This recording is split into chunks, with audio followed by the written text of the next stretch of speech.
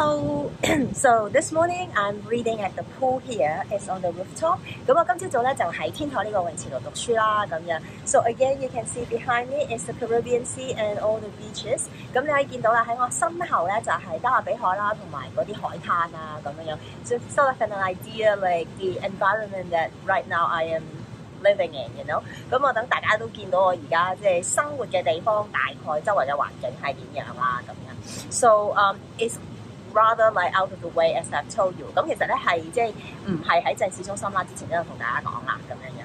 So but it's gorgeous and beautiful。咁但係超靚啦，超正啦 ，which is like what I really need and what I really love。咁亦都係我需要嘅嘢同埋我愛嘅嘢啦。咁所以就想同大家分享下。So just sharing with you this。OK， 咁我哋咧今日正式開始讀書啦。So let's begin. Read to resist. Day 193。當閱讀也是抗爭，第193日。A Concise History of Hong Kong by John Mark Carroll。香港簡史，從殖民地到特別行政區，著者高馬可，譯者林立偉。Hong Kong's economic recovery began in the early 1850s, when many Chinese merchants came to Hong Kong to escape the Taiping Rebellion. In 1837, Hong Xiuquan, a Chinese from Guangdong who had failed the civil service examination, had a nervous breakdown. Years later, after failing the examination a fourth time and reading Christian tracts produced by Protestant missionaries, he became convinced that he was the second son of Jehovah and the younger brother of Jesus Christ. He had been ordered to oust the Manchu imps and demons from China and to establish the Taiping Kingdom, or Heavenly Kingdom of Great Peace. When Hong and his society of God worshippers started proselytizing in Guangxi province, an area outside of government control and teeming with secret societies that claimed their loyalty to the Ming dynasty, their crusade gained a political edge. Armed with an ideology based on quasi-Christian beliefs, the abolition of private property, and the institution of a communal land system, the segregation of men and women, and strict prohibitions against liquor, tobacco, and opium, Hong's rebels moved northeast from Guangxi and through the middle Yangtze Valley. In 1853, they captured Nanjing, renaming the city the Heavenly Capital, and making it their capital for more than 10 years. The rebellion might have ended the Qing dynasty, were it not eventually suppressed in 1864 by provincial armies led by Chinese commanders, along with help from Western munitions and mercenaries. 1850年代初，許多中國商人為逃避太平軍來到香港，香港經濟開始復甦。1837年，廣東人洪秀全科場失意，精神大受打擊。多年後，他第4次科舉應試不第，讀到一本基督教傳教士寫的傳教小冊子，自認是耶和華次子，耶穌基督之弟。天父命他到人間斬妖除魔，退化滿清，建立太平天國。洪秀全和他的拜上帝會信徒在廣西傳教。廣西是清廷鞭長莫及的地區，省內遍佈效忠明朝的秘密結社。洪秀全等人的運動取得政治優勢。洪秀全的反清大軍信奉以偽基督教教義為基礎的意識形態，主張取消私有財產，實行土地共有，嚴別男女，嚴令禁酒、香煙和鴉片。他們從廣西穿過長江流域中游，朝東北方向進軍。1850年，攻陷南京，改名天京，並定都於此逾10年。若不是中國將領率領的省軍在洋槍洋炮和西洋僱傭兵協助下，最終搗平這場起義，清朝可能因他而覆亡。So, I'm just going to read this very short paragraph as an introduction of the Taiping Rebellion. 咁我今日就淨係簡短地讀呢一段，即係算係開始講太平天國呢一件事嘅簡介啦、引入點啦咁樣樣。It's interesting. Like it talks about religion 我覺得好有趣咧，佢講到宗教啦咁樣 and how twisted like it became 咁同埋即係佢即係其實入邊好多好扭曲嘅嘢啦咁樣樣。In this world right now we have also seen a lot of countries or people in the name of religion or God like doing a lot of crazy and oppressive things。咁而家我哋都見到喺就算我哋而家呢個世界都一樣啦，就係好多人都係或者好多國家啦，都係借宗教為名啊、神為名啊咁樣樣，其實就係喺度做埋晒啲咁嘅陰質嘢啦咁樣。Iran of course like is one of the very important example recently as in the oppression of women particularly。咁當然伊朗最近就係即係喺打壓女性方面，即係特別就係大家會見到就係大家開始反抗啦咁樣啦。My salutations to the athletes who were not singing the national anthem。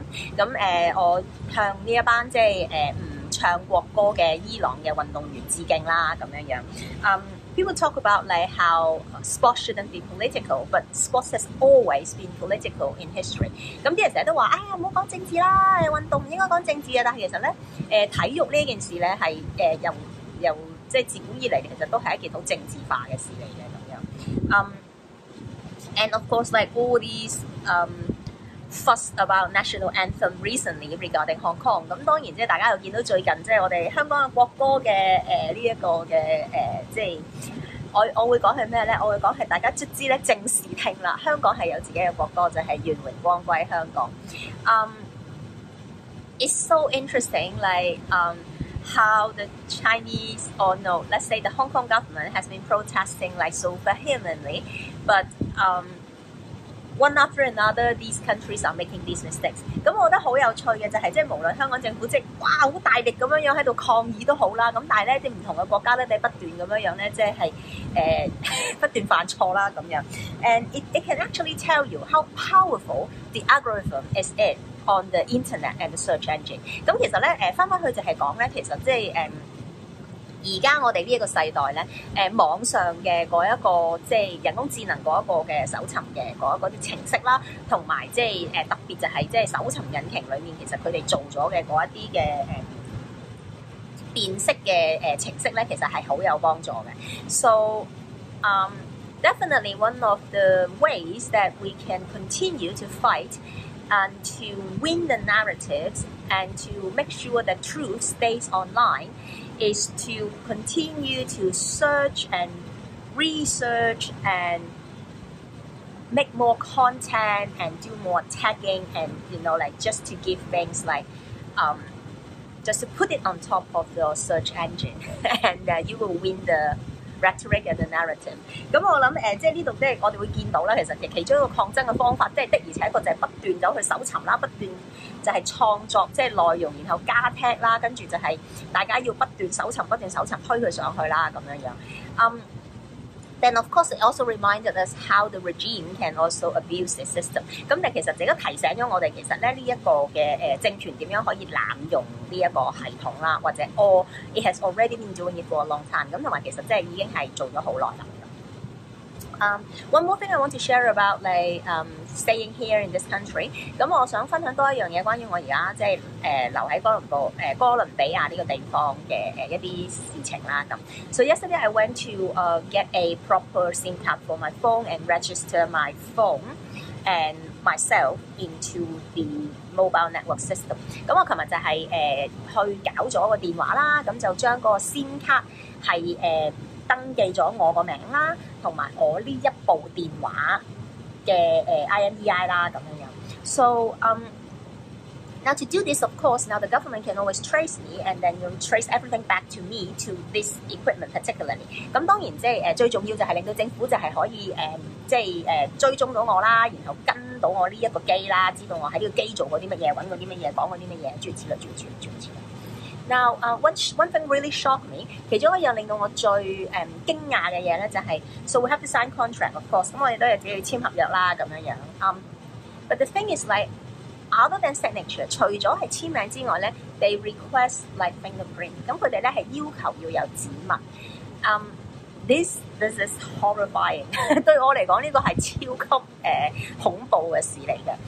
In fact, when I left the States and enter here in Colombia，they actually uses facial recognition only to check in and to enter into the border。咁其實咧喺離開美國嘅時候啦，同埋我進入呢個哥倫比亞咧，其實佢哋全部已經係只係用人面識別系統咧去 check in 啦，同埋去出入境嘅咁樣啦。It's kind of like I mean we already know it at the back of our head。我諗即係其實我哋唔係個即係我哋大家都知呢件事係咩事啦咁。But it's also kind of just a shock that they are just blatantly doing it in front of your face and telling you that this is how we control you now。但我諗即係有少少即係覺得好驚訝就係，哇！佢哋而家真係即係兜口兜面就話俾你係啊，我哋而家係咁噶啦。雖然你完全冇喺我度影過相，你冇做過任何嘢，但係只要你 scan 咗呢個 passport 入去個 check in 嘅系統咧，你出境嘅時候，我只需要照你個樣，我就已經可以知道你係唔係嗰個樣，我就放你入去咁樣樣。So it's just a constant reminder. It's just a constant reminder about like our privacy in this digital age。咁其實就係提醒大家，即係其實喺呢個數碼嘅年代，我哋即係嗰個所謂私隱其實係點樣樣啦。So this is it for today。咁我哋今日就讀書讀到呢度啦。I have quite some footages of where I went yesterday, which is a street art region。咁我琴日其實咧拍咗啲即係街頭藝術區裡面即係一啲唔同嘅作品啊，嗰個環境啊咁樣樣啦咁。But I might actually add it an other video instead of putting it in here。咁我但係應該會另外剪一條片，就唔會放入今日嘅讀書片度啦咁樣。So let me know like what would you like？ 咁我話俾我知啦，你想喺讀書片度睇埋風景啊，定還是係分開啊，定係點啊咁樣。I'm still sort of like trying to experiment with the project and my creation and what's next。咁我依然係做緊好多唔同嘅實驗啦。咁多謝大家咧陪我一齊做嘅。So I'll see you again tomorrow and then 聽日再見，拜拜。